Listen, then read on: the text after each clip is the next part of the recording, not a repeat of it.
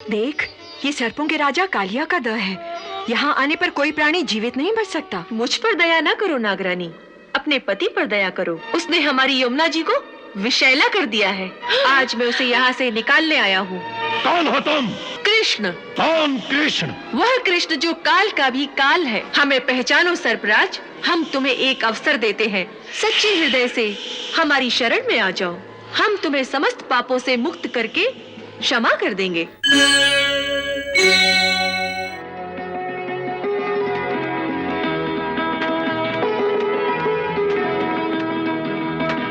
कोई मेरी ओर में फेंको ना। हाँ? खेलना आता नहीं और भाग भी नहीं सकोगे। देखो कृष्णा, मुझे कोई गेंद नहीं देता। मैं दूंगा, परंतु उसे रोक लेना। हाँ, अवश्य रोक लूंगा।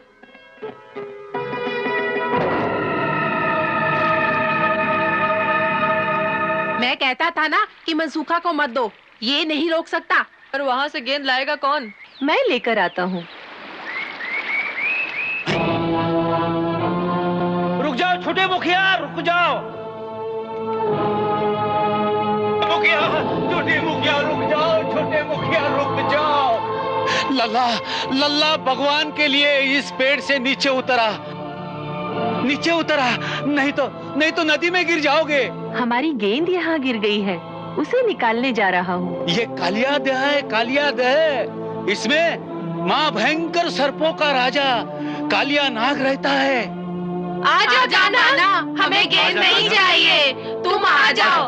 अरे, तुम्हारा सेनापति किसी नाग के भय से वापस आने वाला नहीं।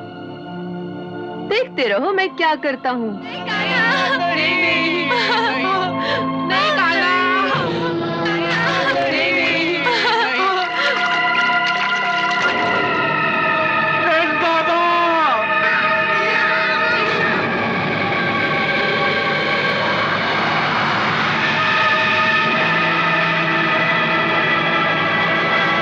अरे मूर्ख बालक, तू यहाँ किधर चला आया? मेरी गेंद यहाँ गिर गई है, उसे लेने आया हूँ। हाँ, यहाँ हाथी भी गिर जाए तो नागराज के विष से भस्म हो जाता है। जानी तू अभी तक कैसे बच गया? जा, वापस चला जा।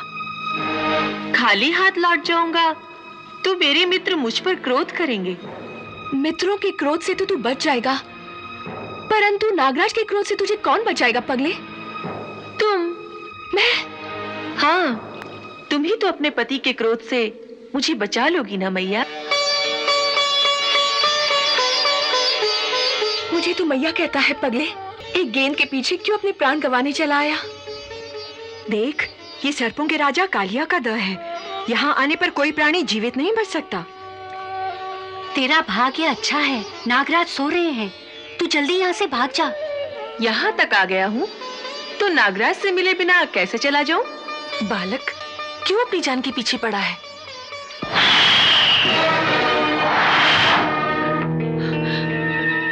इतनी कोमल, इतनी सुंदर देह पल भर में भस्म हो जाएगी। अरे पगले, ये बाल हट करने का समय नहीं। चल, मैं तुझे बाहर छोड़कर आती हूँ। मुझ पर दया ना करो नागरानी, अपने पति पर दया करो। उसने हमारे वृंदावन को अपने विष से दूषित कर रखा है। उसने हमारी यमुना जी को विषैला कर दिया है। आज मैं उसे यहाँ से निकालने आया हूँ। कौन है जिसने हमारे विश्राम में भंग डाला है? कहाँ है मेरा लाल? कहाँ गया मेरा लाल? मेरा लाल कहाँ है? नदी में कूद गया, फिर निकले ही नहीं। कौन हो तुम? कृष्ण। कौन कृष्ण? वह कृष्ण जो काल का भी काल है। वह कृष्ण जो तुम जैसे दुष्टों का विनाश करने के लिए धरती पर अवतीर्ण हुआ है। हमें पहचानो सर्पराज, इससे पहले कि तुम्हारी ही दुष्कर्मों की अग्नि तुम्हें ही भस्म कर दे, हम तुम्हें एक अवसर देते हैं कि तुम अपने अहंकार को त्याग कर सच्चे हृदय से हमारी शरण में आ जाओ। हम तुम्हें समस्त पापों से मुक्त करके क्षमा कर देंगे। हमें दया की भीख मांगने को कह रहे हो, जब किस समय तुम्हारे प्राण हमारी दया पर निर्भर हैं। उदंड बालक, जब किसी प्राणी के सर पर काल मंडराता है तो उसकी बुद्धि भ्रष्ट कर देता है। देखो, मृत्यु कैसे आती है? नहीं स्वामी, क्षमा क्षमा कर दीजिए। हट जाओ रानी। मूर्ख सर्प, तुम्हारी पत्नी सचमुच पतिव्रता है। उसके हृदय में जो ममता का पवित्र स्रोत हमने देखा है, उसी ने अब तक तुम्हारे प्राणों की रक्षा की है। उसी के कारण मैंने उसे मैया भी कहा है, और उसी को देखकर हमारी दया का सागर तरंगित हो रहा है। उस पर यमुना जी भी हमारी प्रिया है। हम उनके पवित्र जल रूपी आंचल पर तुम जैसे दुष्ट के अपवित्र रक्त का दाग नहीं लगाना चाहते। इस अवसर का लाभ उठाकर सच्चे हृदय से हमारी शरण में आ जाओ। बहुत हो गया, अब तेरी अंतिम घड़ी आ गई है।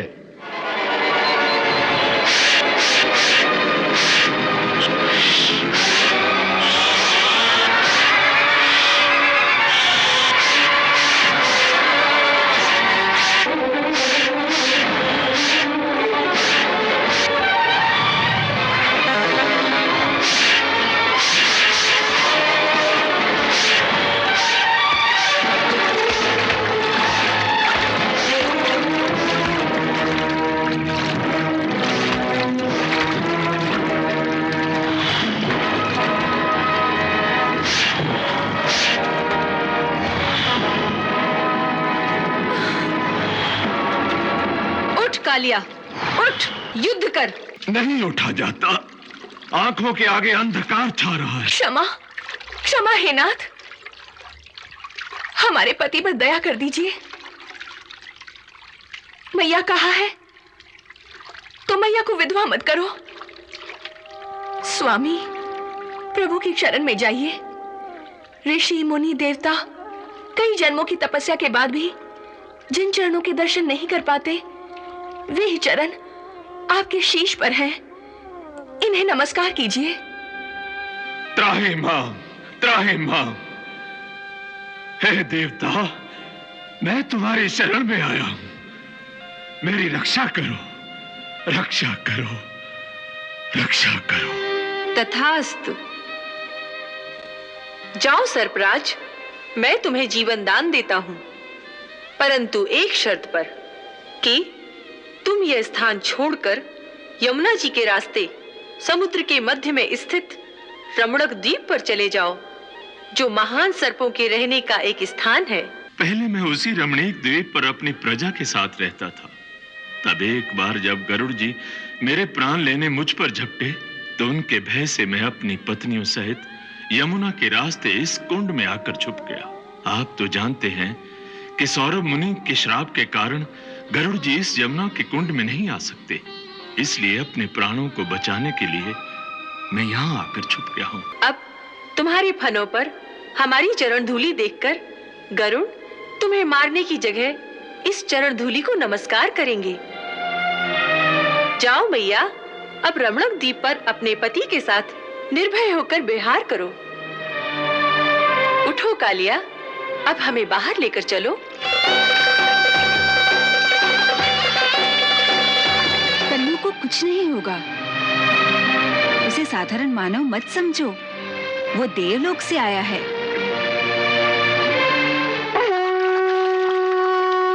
अरे वो देखो, कन्नू आ गया।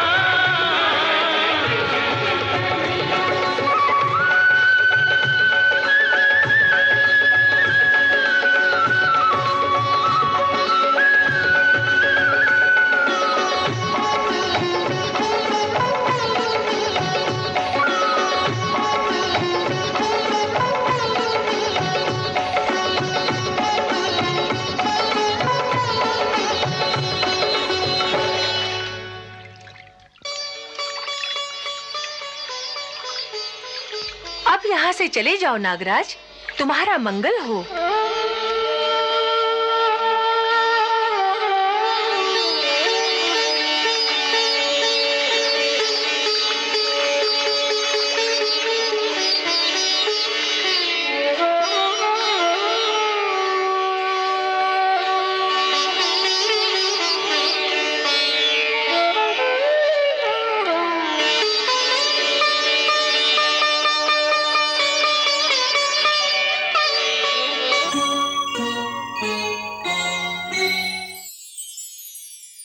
नरकासुर देवताओं से अवध्य है और उसने ये वरदान मुझसे ही प्राप्त किया है। परंतु देवताओं की रक्षा न हुई तो आपकी बनाई हुई सृष्टि का विधान का ही नाश हो जाएगा। ये सत्य है कि तुम लोग उसका सामना नहीं कर सकते, परंतु एक शक्ति इस समय पृथ्वीलोक में है जो उसे परास्त कर सकती है।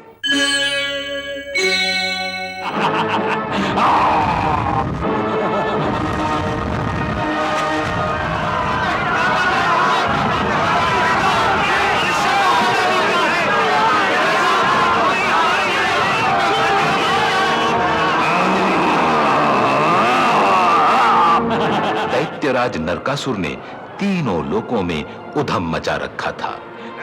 रक्षा करो, रक्षा करो।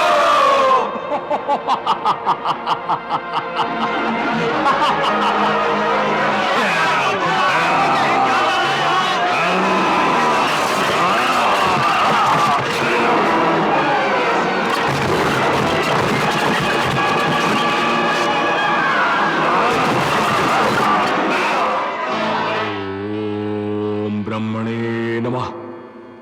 ओम ब्रह्मणे नमः। ओम ब्रह्मणे नमः। हे दैत्यराज, जो वर तुम मुझसे मांग रहे हो वो दुर्लभ होने पर भी मैं पूर्ण रूप में आपको प्रदान करता हूं।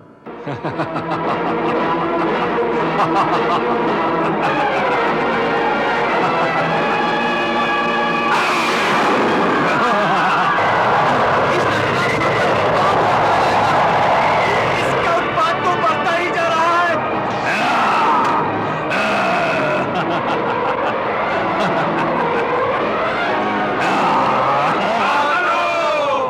रक्षा करो। इंद्र कहाँ है तू?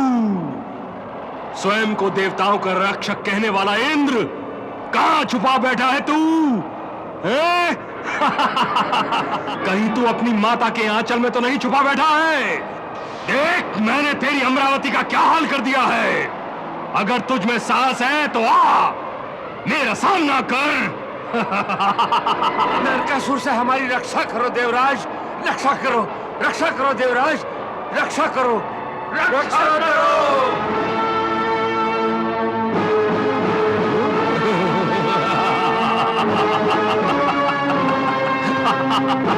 अच्छा हुआ इंद्र जो तू मेरे सामने आ गया।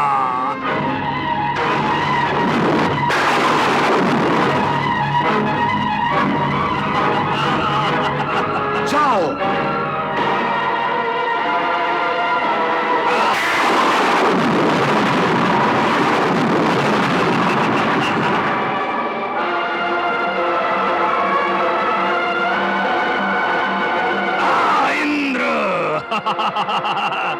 मेरे साथ युद्ध कर।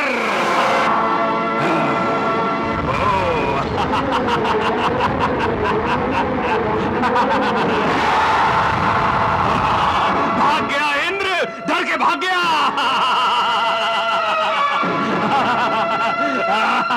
मैं तुझे छोड़ूंगा नहीं इंद्र।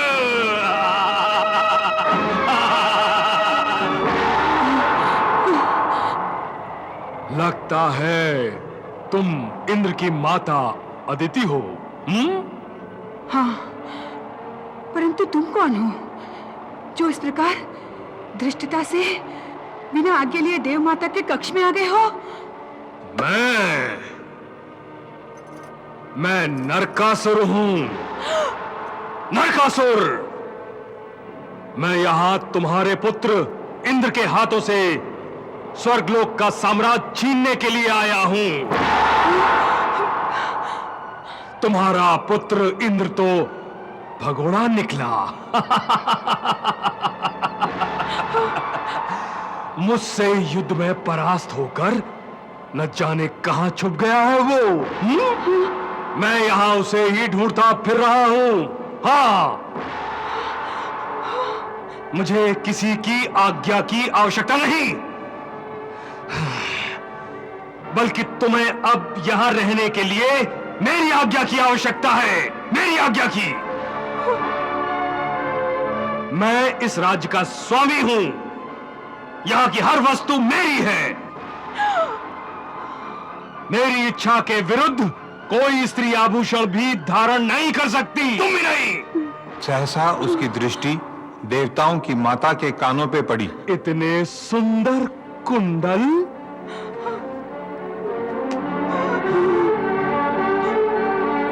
तुमने मेरी आज्ञा के बिना इतने सुंदर कुंडल अपने कानों में कैसे पहन लिए?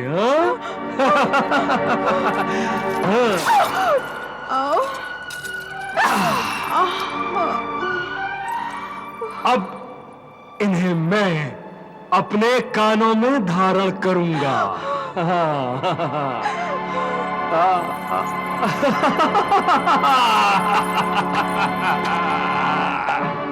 यदि इंद्र यहां लौटकर आए तो उससे कहना कि नरकासुर देवलोक पर अपनी विजय की निशानी के रूप में देवताओं की मां के ये कुंडल उतार कर ले गया।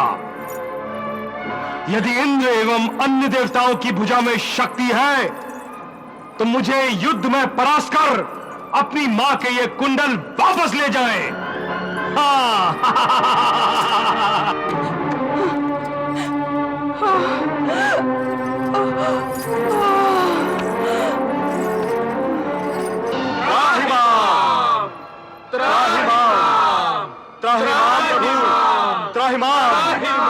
त्राहिमाम। वत्स इंद्र, देवलोक में क्या विपत्ति है? तुम सब आतंकित क्यों हो? आपके वरदान से शक्तिशाली होकर नरकासुर ने देवलोक में हाहाकार मचा रखा है। हम सब उसके पाप से पीड़ित होकर आपकी शरण में आए हैं प्रभु।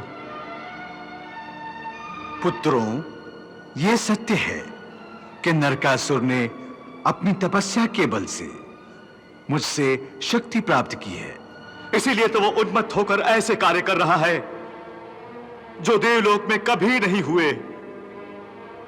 उसने धृष्टता पूर्वक हमारी देव माता अदिति के कानों से कुंडल छीन कर कहा है कि देवों में अगर शक्ति हो तो अपनी माता के कुंडल छुड़ा ले जाए। अब आप ही बताएं प्रभु, अब आप ही हमें मार्ग बताएं प्रभु कि हम क्या करें, हम क्या करें प्रभु। इसके लिए तो मैं असमर्थ हूं। नरकासुर देवताओं से अवध्य है और उसने ये वरदान मुझसे ही प्राप्त किया है। देवताओं की शक्ति उसके आगे निष्क्रिय है। परंतु देवताओं की रक्षा न हुई तो आपकी बनाई हुई सृष्टि का विधान का ही नाश हो जाएगा। देवता ही अगर नहीं रहे तो फिर धर्म का पालन कौन करेगा? पापी यदि सफल और बलवान हो गया तो कोई पुण्य के रास्ते पर क्यों चलेगा? हर जगह अधर्म का साम्राज्य फैल जाएगा। कोई किसी का सम्मान क्यों करेगा प्रभु? भला क्यों करेगा? यह सत्य है कि तुम लोग उसका सामना नहीं कर सकते, परंतु एक शक्ति इस समय पृथ्वीलोक में है जो उसे परास्त कर सकती है। कौन है वो प्रभु? वो शक्ति कौन है? नरकासुर ने मुझसे केवल देवताओं से न परास्त होने का वर मांगा था। अपने अहंकार के कारण उसने मानव को तुच्छ समझा। मानव द्वारा न मरने का वर नहीं मांगा था। सो इस समय भगवान विष्णु धरती पर मानव लीला कर रहे हैं। तुम उनकी शरण में जाओ देवेंद्र। श्री कृष्ण की शक्ति नरकासुर को परास्त करने की क्षमता रखती है। जैसी आपकी आज्ञा प्रभु, जैसी आपकी आज्ञा।